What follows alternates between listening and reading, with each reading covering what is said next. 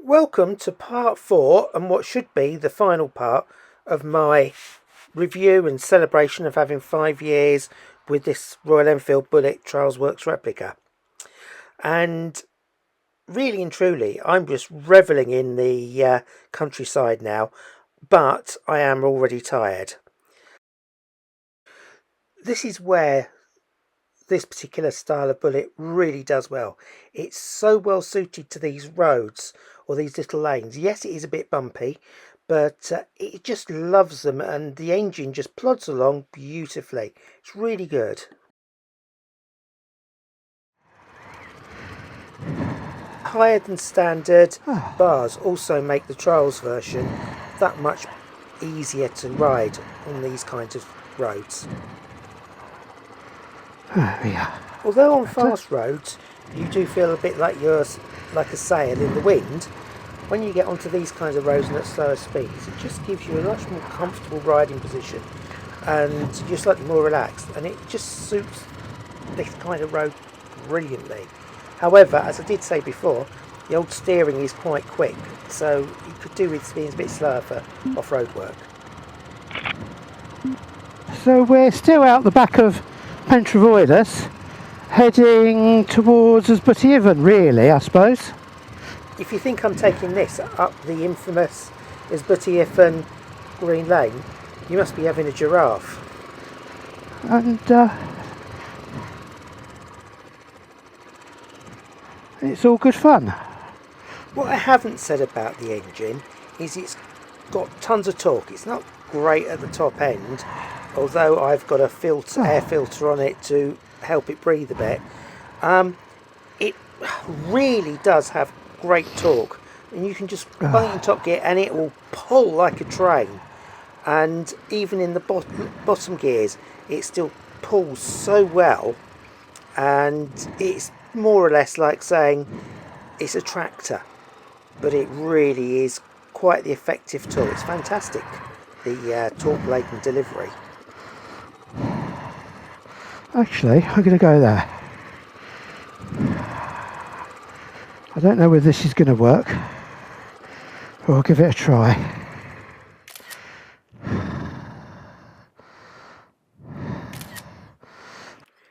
Really, what I was taking a photograph was nothing to do with the bike really. It's the background, the way that the mountain side has got those really interesting folds, and the bike has taken me to these wonderful places. So that's why I really have a thing about this particular bike. It has taken me to places I otherwise would never have got to, and so it's another positive for this machine.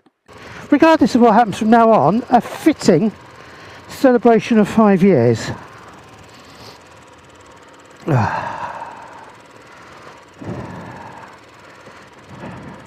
Now, I should really have bought the Himalayan when I was buying. I was choosing between this and the Himalayan. And my argument was, this is the end of the line really. And they're cracking, they're just a famous bike, the old Royal Enfield Bullet. And I thought, well, no, I want to celebrate it. I want to get one and celebrate it. Yeah, so these gates, I shouldn't really, I keep moaning about them, but they're really adding value to my trip. I'm getting to really be forced to soak up the air and atmosphere around me. People call it God's own country, and they know what they're talking about. It really is fantastic. It takes your breath away, well, as you can hear. Deep joy. There we go. Always nice. There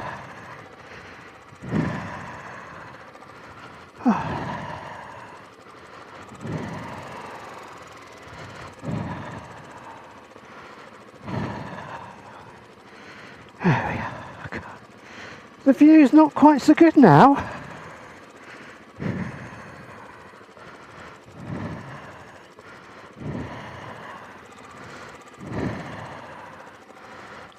is it? We've got some clouds going in.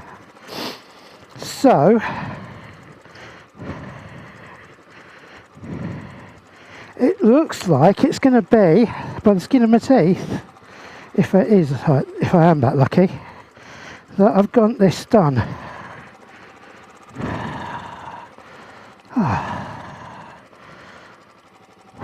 God, I'm knackered. So despite the fact I go to the gym at least 2 times a week, plus I also am on huge amounts of the painkillers, I'm really struggling with the bike by this time. I've only done one little tiny green lane first. I've ridden down to Pentravoilis, which is no more than an hour away.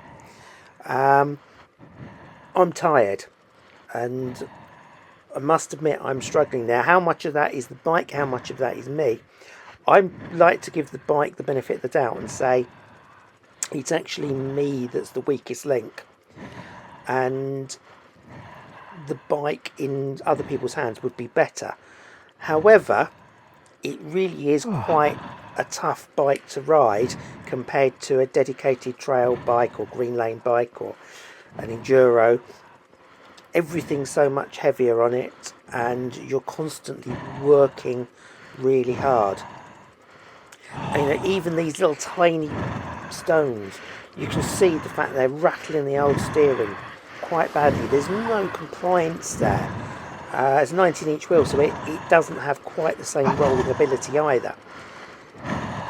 These bikes are quite an old-fashioned design. They're not like a modern bike to ride. So while I'm moaning the fact that I'm really old, it's not all my fault. Apologies for the profanity there. That was quite a shock through the body. It actually physically hurt both my shoulders, my elbows, my wrists. The bike didn't feel out of control, but I knew something wasn't right there. It was quite a big bang. It didn't look mad, but something had happened. Keep watching, we'll find out what actually had happened. God. Oh, it's not a gate.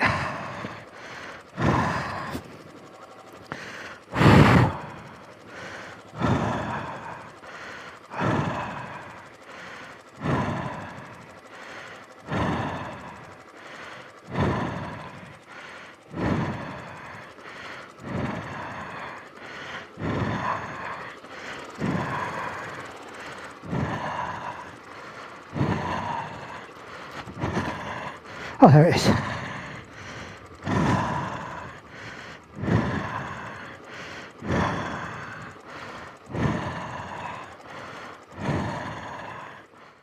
If you look carefully, you'll see that my brake pedal is no longer in the right place. It is now sitting on top of the right footrest. There it is. Shouldn't be like that. Yeah, well, further investigation will be needed, but that now means I have absolutely zero back brake and a bit of an uncomfortable footrest. So from now on, what was tough going is just that little bit more exciting and interesting and challenging. Bloody Royal Enfield. It's there, it's a gift that keeps on giving. So how am I going to summarise these 5 years with my Bullet? Well, the bike has done everything I expected it to do. It's been reasonably reliable. Yes, there's been some quality issues, but on the whole it's been fine. It's got an addictive engine. It's got so much torque. It's so it's so different to a modern engine. It's fantastic. No, it isn't as good as it should be on these kind of conditions. It should have a little bit more compliant suspension, a little bit more rake on it. Perhaps it should have a 21-inch wheel. They didn't do all that. It was a bit of a pastiche rather than a dedicated machine. It should also be lighter, but it's those failings that endear you to it. It's got a character. It sort of just ploughs on through everything. It just goes, and it's entertaining. So although, yeah, you really struggle with it and you think, God, this is an absolute pain in the neck, and you could hear my heavy breathing, I was really exhausted with it. it was fun still. It was a challenge, but it was enjoyable. And that's been my 5 years. There have been times when I've wanted to just get off the thing. But on the whole, on these types of roads that we have around here, it's not the ideal bike, but it's so damn good. It just puts a smile on your face. You can go right on the limit if you want to and keep up with the speed limits, or if you just want to potter, you can potter. It's got the torque if you want to power. If you just want to tick it out, let it tick over and potter along, it'll do that really well. Am I pleased I had bought it instead of the Himalayan? Yes, I've got no regrets. I did choose the right bike. Here you can see I'm really tired, so I'm stopping before I go into the water. You'll have noticed it at the other one as well. But I've no regrets without the bike. It's done everything I wanted. You know it's not faultless. Would I have another one? Probably yes. Am I going to get rid of it? No, I'm hoping that this is just the first 5 years and I've got many more years with it to come.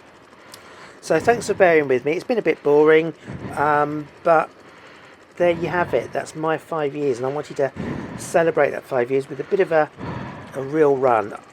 I couldn't get all the camera angles I wanted for various reasons that I don't want to go into now, but hey ho, my 5 years have been fantastic. I've really enjoyed them, and like I say, hope I'll get many more. Thanks for watching.